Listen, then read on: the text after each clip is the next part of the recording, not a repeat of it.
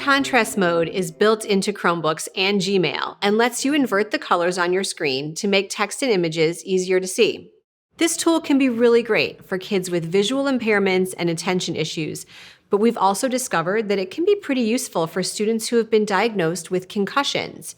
Sometimes looking at a regular, bright screen will exacerbate their symptoms, so flipping to high contrast mode can make a big difference for them. On your Chromebook, you can turn this on through the built-in accessibility settings, or just by pressing Control-Search-H. Now the colors on the screen are inverted. Pretty easy. Here's how a similar feature works on Gmail. You're going to want to click this little gear and select Settings from the menu. Then click on Themes and pick the one with the plain black background. If you want, you can also toggle the text background color, darken the edges of the screen with a vignette, or blur the whole image in the background. And here's one last thing.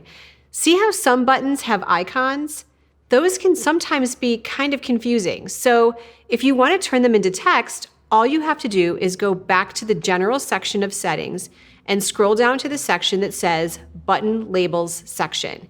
Select Text and click Save Changes. Feel free to give any of that a try with your students or on your own.